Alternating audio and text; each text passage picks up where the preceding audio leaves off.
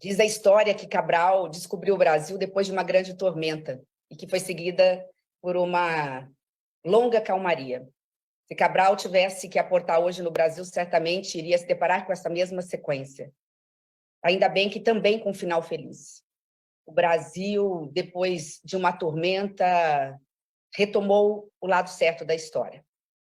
O Brasil, que eu sempre comparo a um verdadeiro transatlântico de bandeira verde e amarela, passou nos últimos anos por uma tormenta econômica, social, política, institucional, sanitária, com um timoneiro que não tinha uma carta náutica e, portanto, não sabia ou não quis levar o Brasil a um porto seguro. Nós vivemos nos últimos 4 anos diante dessas tormentas sem precedentes, especialmente na área sanitária, ainda tendo que conviver com fake news, com discursos de ódio, com destruição ao meio ambiente, com negacionismo de todas as espécies, de toda forma, negando, inclusive, vacina, consequentemente, negando vida. Eu quero dizer aqui, em alto e bom som, e de público, para Portugal, para a Europa e para o mundo, os discursos vespertinos, diários, do governador João Dória, no estado de São Paulo, instigando a produção de vacinas, moveram vacinas e salvaram milhares de vidas no Brasil. Foi fruto desta pressão ao lado de demais autoridades públicas que fez com que o governo federal, imediatamente, com atraso de pelo menos 3 meses, tomasse uma decisão para a compra de vacinas no Brasil. Então, gostaria de deixar aqui a minha homenagem, meus agradecimentos ao governador João Dória. A verdade é que, diante dessa tormenta sanitária, se agravou e muito a crise econômica, e não foi apenas por conta da Covid-19. Resultado, 125 milhões de brasileiros vivendo hoje com algum tipo de insegurança alimentar, 33 milhões na mais absoluta pobreza. Nós estamos falando de 5 milhões de brasileiros desalentados, que nem mais buscam emprego, porque simplesmente não têm esperança de encontrá-lo. Mas, seguida a tormenta, veio a calmaria. O processo eleitoral trouxe de volta ao Brasil um democrata, e antes, vivendo na barbárie, hoje nós vivemos na mais absoluta e plena democracia. Acho que 2 imagens podem marcar muito claramente isso que estou dizendo, diante do curto tempo que temos, para ficar muito claro o que vivíamos e o que vivemos hoje. Poucas vezes nós tivemos a grata e alegria, satisfação de ver as imagens do dia 1º de janeiro deste ano. Multidão nas ruas, proclamando com alegria o direito de viver, o direito à liberdade. Basicamente, a vitória do livro sobre as armas, a vitória da esperança sobre a iniquidade, a vitória da vida e do meio ambiente sobre todas a sorte de grito, todas as sortes de ordem, ditado contra o diálogo. Diante disso, infelizmente, uma semana depois, uma segunda imagem, veio a barbárie do dia 8 de janeiro. Um grupo muito pequeno de vândalos, de pessoas que flertam com autoritarismo, tentaram um golpe no governo no Brasil. As imagens rodaram o mundo, nós não precisamos falar muito delas, mas a grande realidade é que se invadiu o Congresso Nacional, da mesma forma o Poder Executivo, o Palácio no Brasil e também o Supremo Tribunal Federal. Imagens, obras de arte foram destruídas, inclusive um relógio que Dom João VI trouxe de Portugal ao Brasil, no Supremo Tribunal Federal, documentos históricos que pertencem ao patrimônio nacional histórico foram depredados. Mas a democracia não é feita apenas de tijolos e cimentos, ao contrário. A democracia, na essência, é feita de alma, e a alma do Brasil é democrática. A alma do povo brasileiro é democrática. Portanto, a mensagem que quero trazer hoje para Portugal e para o mundo é que a democracia venceu. E com mais essa vitória, ela se fortaleceu ainda mais. Porque o presidente da República baixou imediatamente um decreto de intervenção federal na segurança pública do Distrito Federal, capital do Brasil. O Congresso Nacional aprovou em 24 horas essa mesma intervenção. O governo federal, no outro dia, nossos ministérios estavam de portas abertas e prisões foram imediatamente decretadas. Os processos contra os vândalos avançam a cada passo. Quero aqui render as minhas homenagens ao Supremo Tribunal Federal, na figura do ministro Alexandre de Moraes, que, com o rigor da lei, com devido processo legal e com base na Constituição, tem sido rigoroso na tramitação do processo e na punição desses que são chamados aqui no Brasil, porque verdadeiramente são golpistas. Ainda no primeiro deste mês, do mês de fevereiro, a Câmara dos Deputados do Senado Federal elegeram 2 presidentes democratas.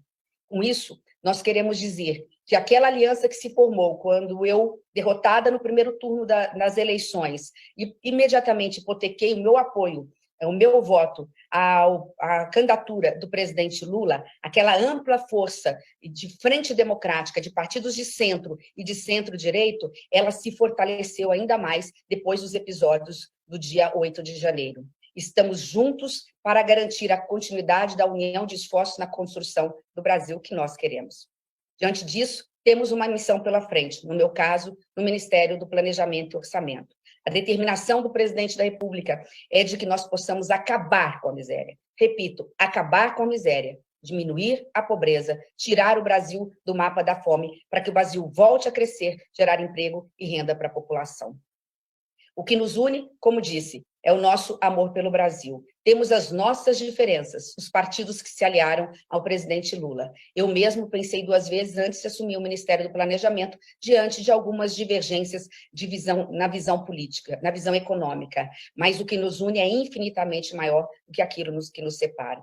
Temos divergências, mas não temos antagonismo. E isso faz toda a diferença. Não vou me delongar em relação aos planos do Ministério do Planejamento e Orçamento. A única coisa que podemos dizer é que planejamento será prioridade nacional. Planejar para estabelecer metas e prioridades para hoje e para o futuro. Precisamos gastar bem o pouco recurso que temos. O cobertor público, ele é curto. Não temos condições de atender todas as demandas, mas administrar também é escolher prioridades. E é isso que faremos sobre a determinação do programa de governo do presidente Lula. Colocar não só o pobre no orçamento, mas a primeira infância, especialmente através da educação. Colocar o jovem, colocar o idoso. Pior do que não gastar é gastar mal.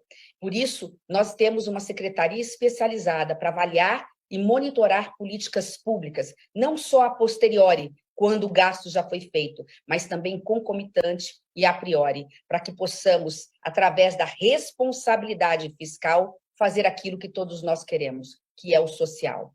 Eu vou já para o final da minha fala inicial para ser assim pontual e atender a um pedido que me foi feito para ficar no máximo em 15 minutos na minha fala, apenas para poder dizer que nós integramos a política econômica do presidente Lula, junto com o ministro Haddad da Fazenda, junto com o vice-presidente Geraldo Alckmin, que hoje assume, que está à frente do Ministério da Indústria e Comércio, e capitaneado pelo presidente da República, que é hoje muito bem assessorado pela Casa Civil, o ex-governador Rui Costa. Mas entramos com espírito coletivo.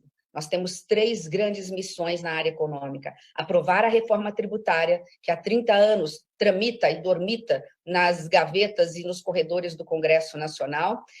Apresentar uma nova âncora ou um novo arcabouço fiscal para o Brasil, para controlar os gastos e diminuir e zerar o déficit fiscal, que hoje está em torno de 2% do PIB brasileiro, dentro desses 2 escopos como linhas principais. E, por fim, apresentar ao Brasil, ainda este ano, o plano plurianual, aquele que irá conduzir os destinos do Brasil através da economia para os próximos 4 anos. O Brasil precisa voltar a crescer, ser competitivo. Não faremos isso sozinhos. Precisamos nos reconectar com o mundo. Precisamos de Portugal, precisamos da Europa, como precisamos da América Latina. Estou falando especialmente não só do Mercosul, mas também da relação do Mercosul com a comunidade europeia. Arrumar a casa do ponto de vista fiscal com emergência, para se fazer o social. E, em retribuição, estamos colocando nos escopos dos projetos que estamos apresentando, aquilo que o mundo precisa para ter conforto de vir investir no Brasil. Estaremos oferecendo ao mundo, aos nossos parceiros, não só públicos, mas também privados, segurança jurídica, previsibilidade, transparência e agilidade. Tenho certeza que, com isso, temos condições de caminhar por todo 2023 rumo a um porto seguro. Muito obrigada. Então, em seu nome, Daniela, eu convido os demais queridos amigos que estão aí nesta reunião profícua nesse sábado. Ministro Furlan, primeiro, não apoiada a sua fala, longe de mim ter a experiência que o senhor teve e tem acumulado ao longo de tantos anos. Eu quero dizer, assim, com muita humildade, mas com muita sinceridade, que sou o que sou hoje, porque me espelho e sempre me espelhei em figuras públicas da estipe de Vossa Excelência, enquanto ministro. Estou falando de figuras como Ulisses Guimarães, Tancredo Neves, Mário Covas, próprio governador João Dória, ele sabe do meu carinho, minha amizade, do meu respeito a ele.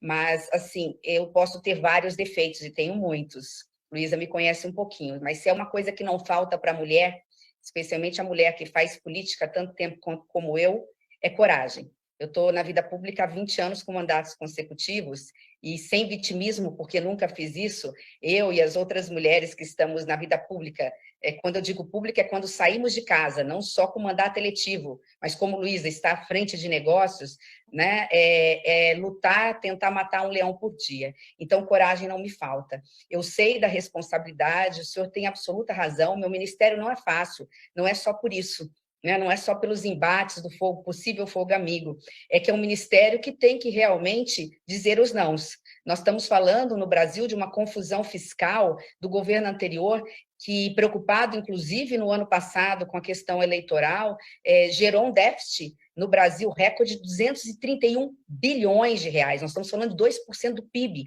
quando, na realidade, para tentar minimamente estabilizar o crescimento da dívida, apenas estabilizar o crescimento da dívida pública no Brasil, nós precisávamos ter um superávit de 2% do PIB. Nós estamos tendo um déficit de 2% do PIB.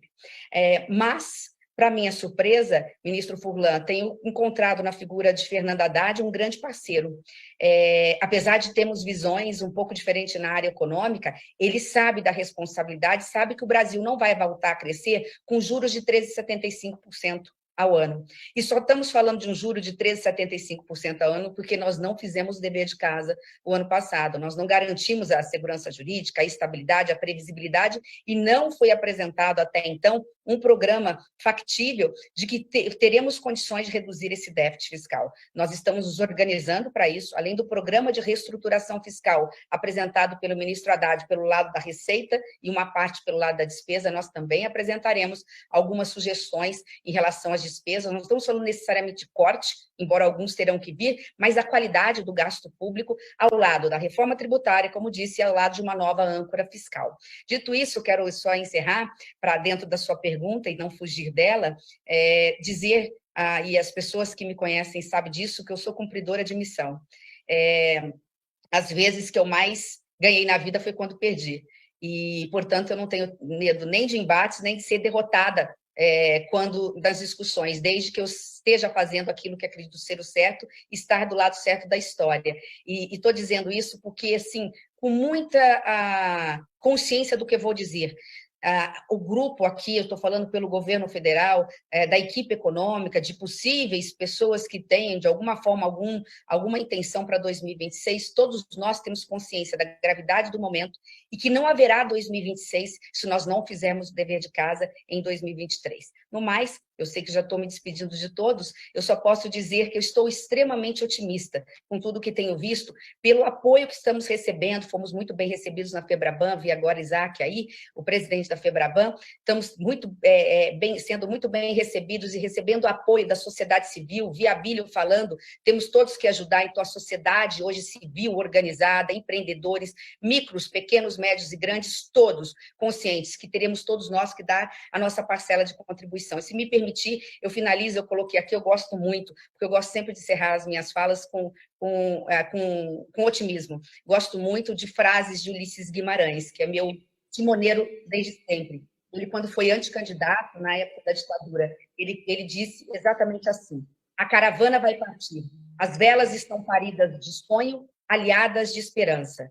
O ideal está ao leme e o desconhecido se desata à frente. No cais alvoraçado, nossos opositores, como o velho do Rastelo, conjuram que é hora de ficar e não de aventurar. Mas no episódio, nossa carta de marear não é de Camões, e sim de Fernando Pessoa, ao recordar o brado: navegar é preciso, viver não é preciso. Com essa singela homenagem, eu agradeço imensamente a oportunidade de estar aqui citando o meu poeta preferido, poeta português Fernando Pessoa. Primeiro, dizer que o Brasil, a determinação do presidente Lula é que o Brasil se reconecte ao mundo. Nós sabemos que nesses 4, eu vou falar vou falar um pouquinho mais devagar para que, se alguém também precisar traduzir. Após esses 4 anos de retrocesso, nós realmente ignoramos, me desculpe falar um pouquinho mais amplo, mas a economia verde, ignoramos nossos parceiros comerciais aqui da América Latina e também do mundo, e até desrespeitamos muitas vezes. Projetos sustentáveis são essenciais para o desenvolvimento do Brasil, até para que nós possamos reatar essas parcerias com o mundo, na área não só de tecnologia e inovação, na área do baixo carbono, de energias renováveis, de saneamento, uma vez que acabamos de aprovar o marco do saneamento. Tudo isso está nesse combo que está sendo apresentado. Não seremos, o Ministério do Planejamento tem uma secretaria, que é a Secretaria de Assuntos Internacionais e Desenvolvimento Econômico, para se aliar ao ministro das Relações Exteriores, à ministra de Gestão, porque a parte de inovação e tecnologia não está mais no meu ministério, está no Ministério de Gestão e Inovação do governo federal, portanto, houve um desmembramento, e ao lado do vice-presidente, o nosso vice-presidente, ministro do Desenvolvimento, Indústria e Comércio. Então, da nossa parte, nós estaremos dando suporte e estaremos ao lado desses ministérios, não só na área do planejamento, do orçamento, mas também com uma secretaria específica. Em relação a essa questão da moeda única, eu acho que houve um ruído na fala, no esclarecimento dessa fala, que foi feita num domingo, então, talvez essas 24 horas de delay deve ter causado algum ruído, mas não é nada mais, nada menos do que o Brasil já vinha fazendo desde sempre, no que se refere às transações comerciais e financeiras. Então, não se discute, neste primeiro momento, uma moeda única no Brasil, seja com a América Latina, com a Argentina. Nós estamos falando daquilo que já fazíamos em relação às transações comerciais e financeiras. E me dirijo à nossa ministra, sempre senadora, Simone Tebet, a quem admiro muito pela coragem, pela combatividade que sempre demonstrou na vida política. E queria dizer, governador Dória, que tenho uma admiração especial, ousaria dizer, até uma ligação especial com a ministra, porque o seu pai, o senador Rames Tebet, foi o relator do meu processo há 16 anos, quando fui aprovado na Comissão de Constituição e Justiça no Senado. Mas a minha pergunta, eminente ministra, é a seguinte. A senhora mesmo acabou de dizer que o grande projeto do governo é a inclusão do pobre no orçamento, das minorias excluídas. É uma tarefa hercúlea, uma tarefa difícil, desafiadora, e a minha indagação em síntese é a seguinte: como é que nós vamos atingir este objetivo mantendo as balizas orçamentárias rígidas? Também, eu acho que eu escutei a pergunta, vou tentar, me corrija, por favor, ministro, se não estiver clara. Cortou só um pouquinho na hora que o senhor fez a pergunta, mas a pergunta é mais ou menos assim, como colocar o pobre no orçamento, ou seja, resolver os problemas sociais, né, com esse problema fiscal que nós temos, ou seja, mantendo a responsabilidade fiscal. Acho que foi essa pergunta que ouvi aqui, só falhou um pouquinho de novo aqui o áudio. Mas eu acredito, ministro Lewandowski, aqui rendo as minhas homenagens mais uma vez ao Supremo Tribunal Federal, que o presidente Lula me colocou nesse papel como ministra do Planejamento e Orçamento para isso.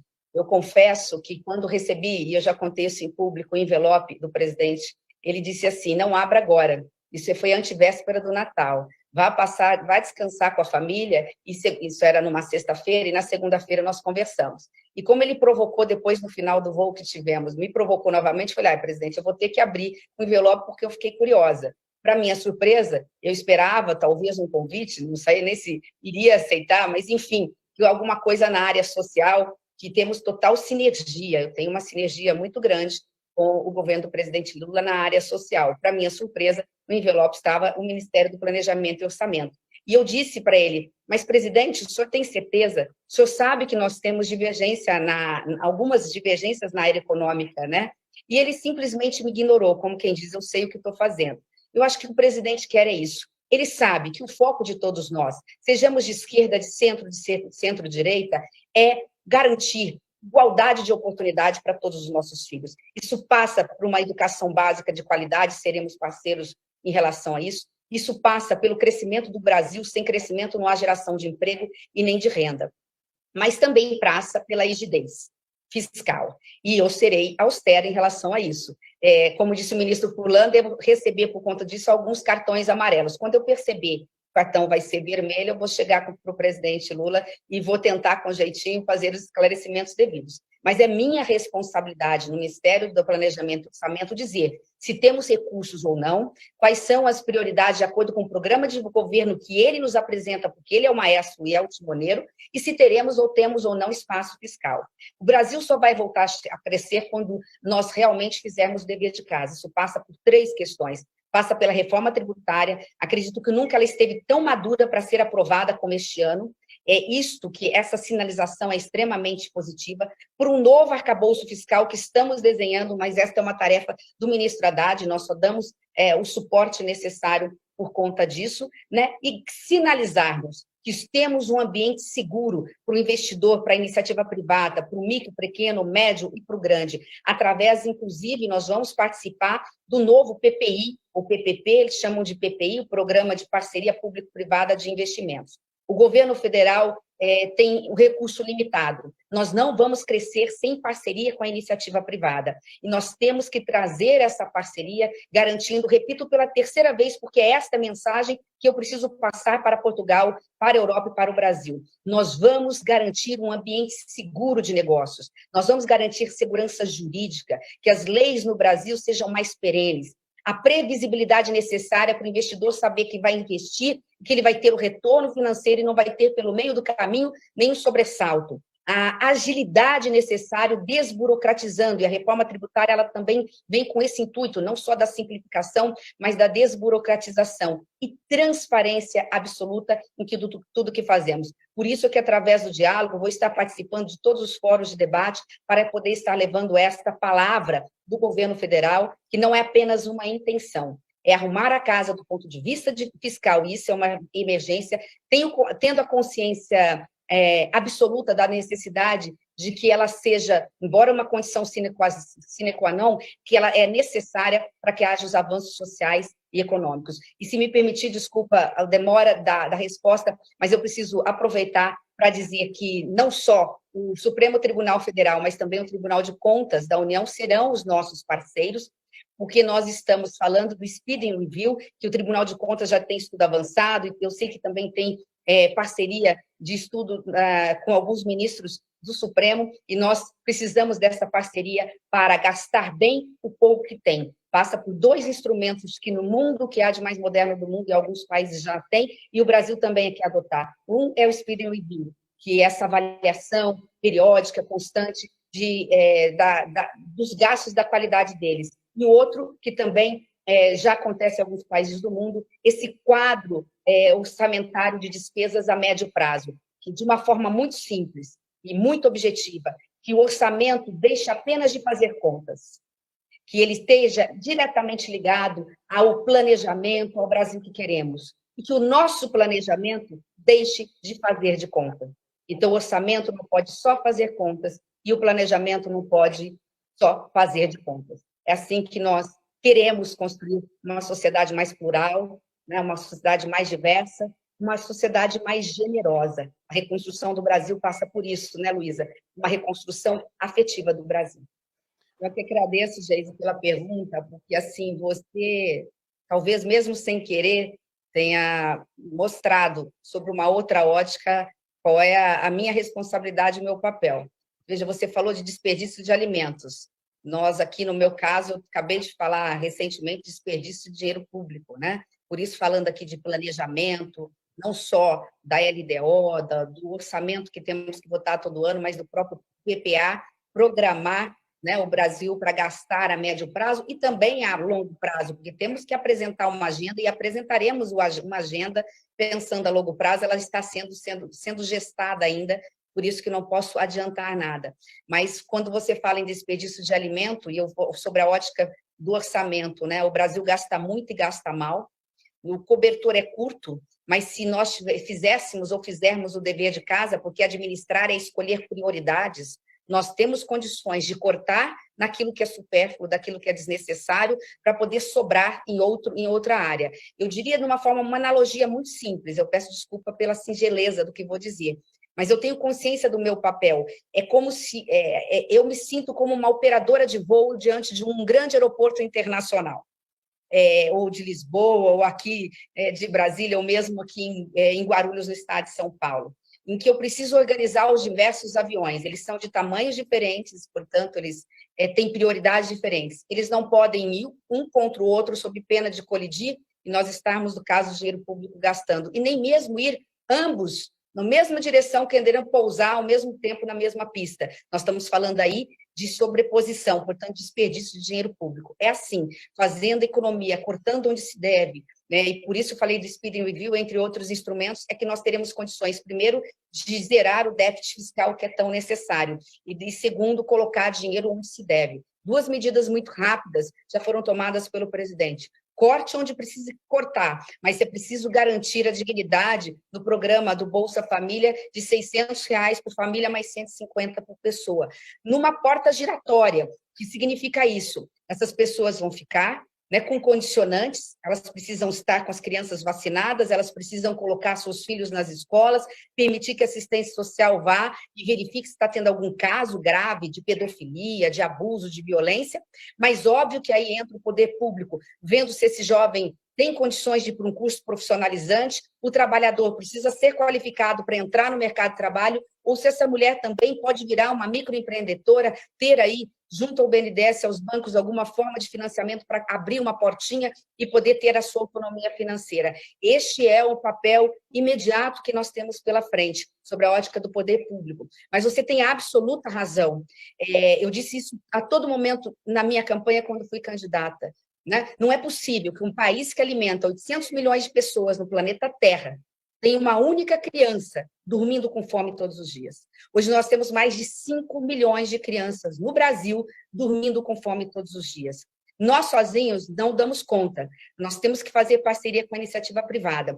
Por isso é que eu estou muito feliz de ter, na agenda da semana que vem, a sua presença junto com a sua equipe lá no meu ministério. Nós estamos agendados para conversar e é possível, sim, fazer parceria. Isso é parceria pública e privada. A gente fala muito em parceria pública e privada na área de investimentos de infraestrutura. Nós temos que estender e abrir essa porta na área também de parceria público-privada na área social. O poder não é a minha pasta, você sabe disso, mas é a minha vocação, você também sabe disso, e eu vou estar junto com você nos demais ministérios para podermos encaminhar o projeto. Da nossa parte, nós temos no poder público condições de dar publicidade, que temos, pela lei, possibilidade disso, de grandes projetos que venham da iniciativa privada, porque muito do que se quer na iniciativa privada depende de duas coisas. Uma dentro das escolas, que é a educação. Então, desde ali, né, com atividade e com carga horária, estabelecer e colocar como meta de estudo também esta questão do desperdício de alimentos, na questão mesmo dentro da pasta da questão ambiental. E na outra,